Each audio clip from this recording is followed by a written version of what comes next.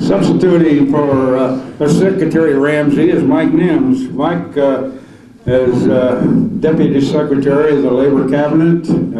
Mike has been a businessman in Kentucky, owned his own business, worked for other businesses. And I know Mike, we serve on the Bluegrass State Skills Board together. And he was a legislator one time, served the 38th House District up in Frankfort. So with no further ado, I'd like to introduce Mike Nims. Watch your step there, Mike. A little tipsy there. Thank you, Tom. Well, welcome. Secretary Ramsey said that he was sorry he couldn't come, but Tom explained that. So sorry you had to get the second stream today. And I'd like to thank Senator Higdon, he's not here, but for inviting us, because we like to get out in the state and let you know that we are here for you, that we're not in Frankfurt sitting on our butt doing nothing. So anyway, Karen said to be short, and I am short, so I won't be long. So usually our communication person gives me a nice long speech, and I never use it. I make my own little speech, and then I look in the paper and they put what I was supposed to say, and I say, well, I probably should have said some of that. That's pretty good. But anyway, I'm going to tell you a little something about our cabinet. Didn't know exactly what this was. Secretary Ramsey called me and said, can you fill in for me? So I'm here. The governor said we're going to be the manufacturing hub of the United States, and he's serious about that. The cabinets now work together. I've heard in the past that they had their own silos, and I believe that because when we first started, everybody was fighting everybody. Nobody would talk to you. Well, that isn't what's happening in Frankfurt now. Honestly, the administration is there to help you. So if you have any questions or comments, please contact Jimmy Higdon. If you don't have his number, call me. I'll give it to you. He needs something to do. But he can contact me or anybody in administration, and we'll get back to you and do what we can to help you. Our cabinet, I'll tell you a little bit of something about what our cabinet does. We handle workers' comp. Now the rates are falling because the businesses and the manufacturers in the state are doing well, so we want to continue that trend. We also handle OSHA, COSH, Kentucky Occupational Safety and Health. We have the compliance, which everybody is afraid when we walk in. They say, oh God, what do we do now? What citation we're going to get? But what a lot of people don't understand is we also have the education and training on OSHA, where we'll come out, we'll be a partner with you, show you what we think you need to do, what OSHA does, help you with that. Because what we're trying to do, Secretary Ramsey is trying to put a different face on the cabinet. Instead of coming in and just citing you, we want to help train you on making your site safe for your employees and for you. That helps you with you don't have a revolving door, people getting hurt and have to retrain them. And also the compliance area, it's for the people that won't do things right, to make it equal and fair, and make a fair playing field for the people that will do it right. So don't think that we're just a bad guy. We're trying to be what is proper and do the right thing. We also do wage and hour, and that's the same thing. There's tons of people not doing it right. They're not paying the taxes. They're not paying their workers' comp. They're not paying their unemployment, and that makes it unfair to the people that are doing it right. So we're investigating those to make sure that they do pay their employees proper and do what is needed. So as you can tell, when we walked in, our cabinet's very important, but kind of boring. So we saw an apprenticeship program.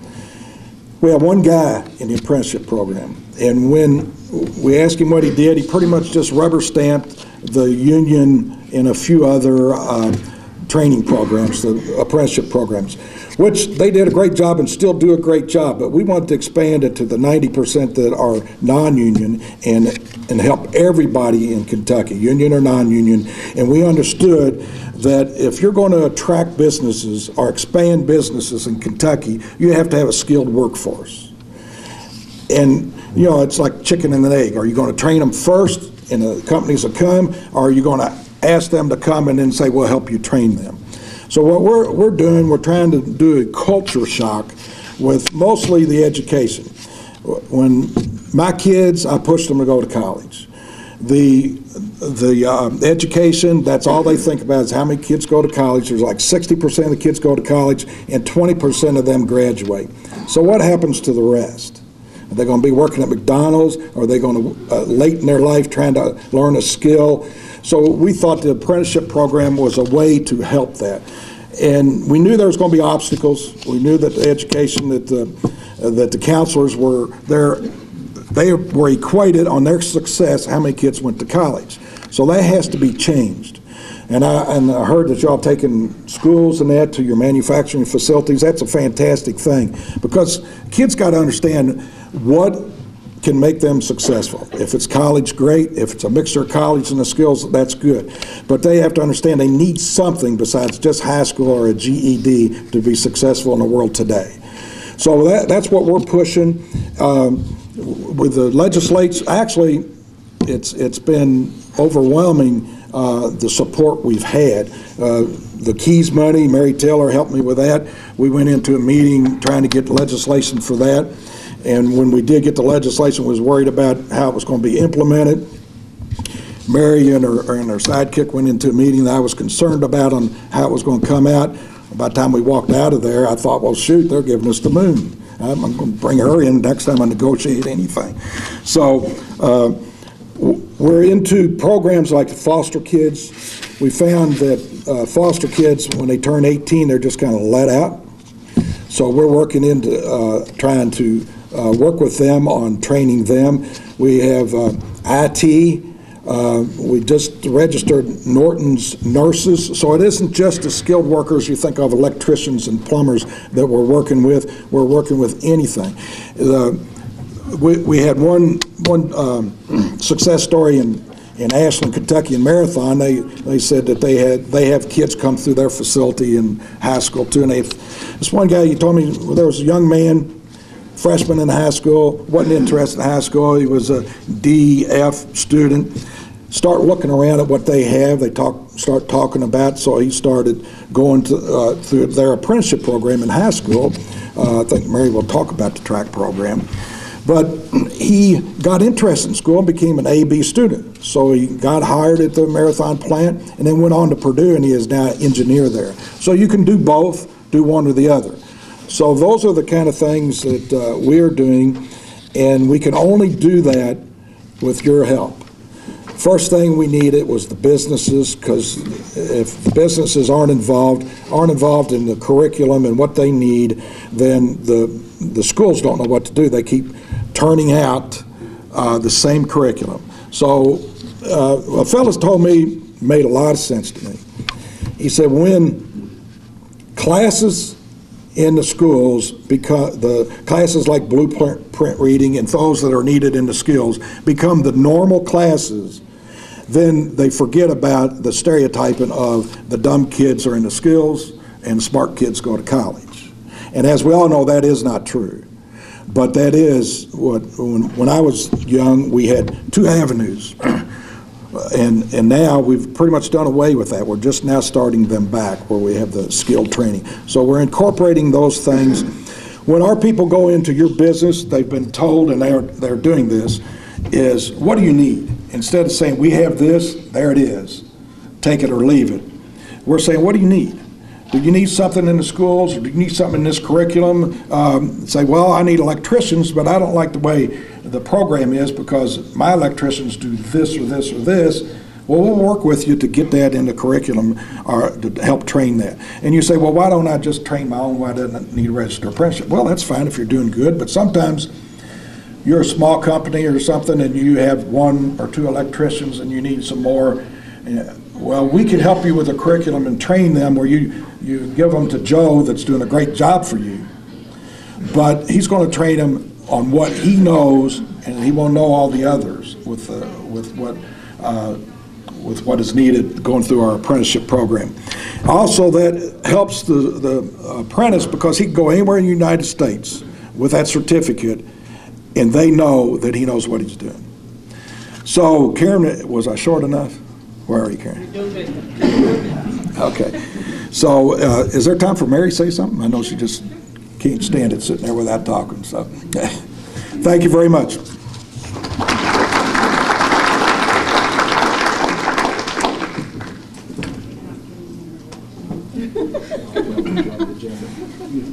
You don't need it. Here in Marion County. Good afternoon. My name is Mary Taylor, and I work with the Department of Education. And if I look familiar to some of you, my name was Lancaster, and I'm from here. And so I have a very vested interest in this community and in technical education in particular.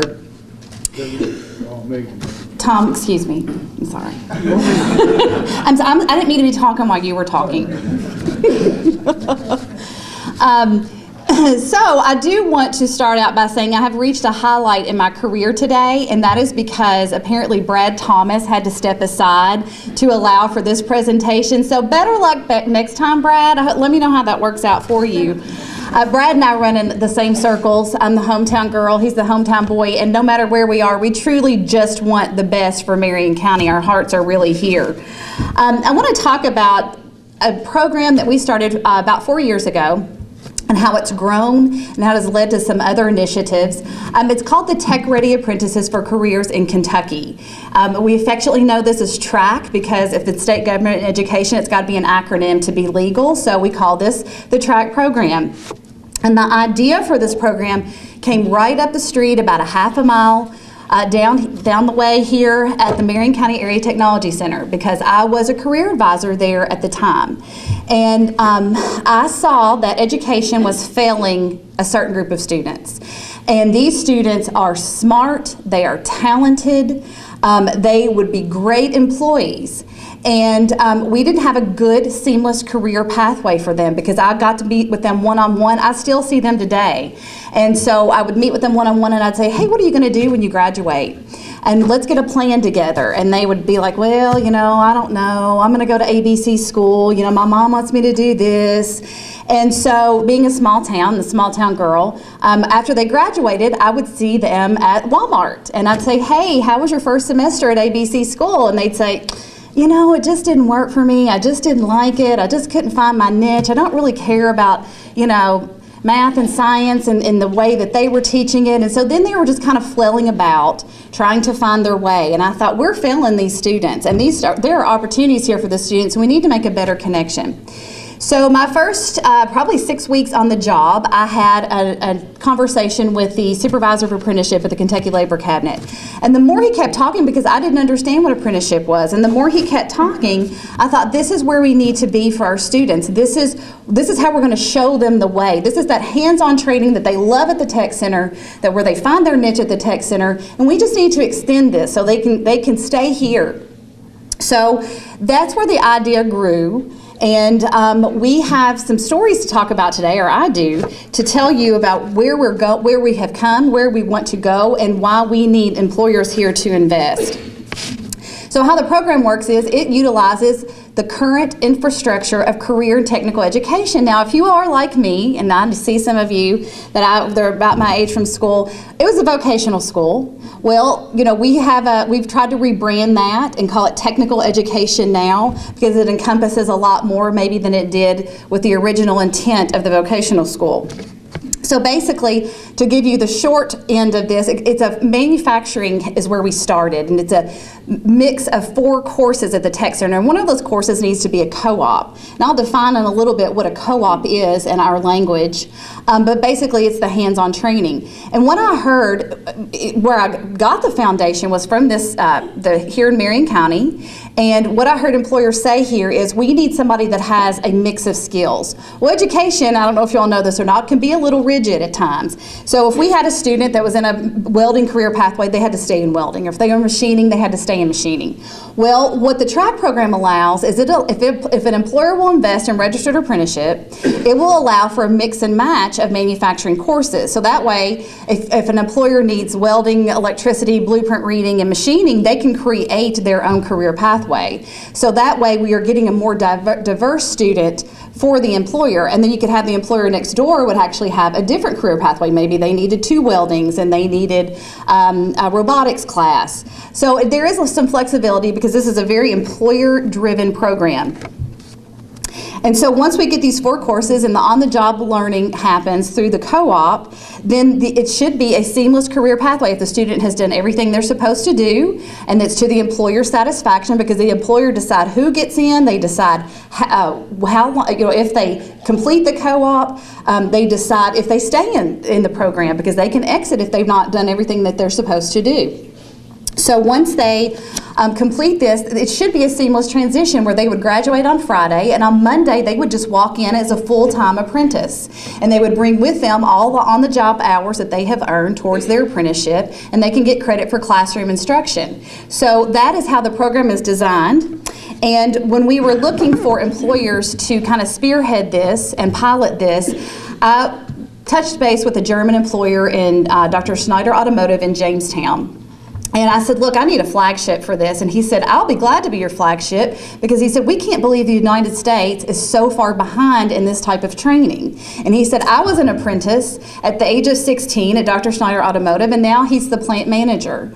So we agreed that we would design this program, and he has taken it and run with it. And one of the things that showed me first off that they really meant business was they brought in sophomores to do tours, and then they took applications, because their apprenticeship program starts as a junior in high school. And of half of those applications, they threw them in the garbage can because their attendance was so bad on their transcript. And that really made me take notice. And I know that sounds counterintuitive for an educator to be happy that kids were turned away, but it set a standard, it set expectations, it set that precedence. And we had an employer saying, this is what we need, versus a teacher telling a student, this is what you have to do to get employed. So let me see. So just this past year, in June of 2017, this program was named the top youth apprenticeship model in the country by the United States Department of Education and the United States Department of Labor. So we're really excited. There are many reasons that they were chosen as one of the top companies, but just to name a few, they have an associate's degree that is paired with their apprenticeship. And so we have students that are getting 40 hours of articulated credit with the local community and technical college for the classes that they've taken at the Area Technology Center. So one of these students in particular, by the age of 19, finished his associate's degree that the company paid for, and then they also had about 1,700 hours of on-the-job credit towards his apprenticeship program. So that was one of the big reasons that they were chosen.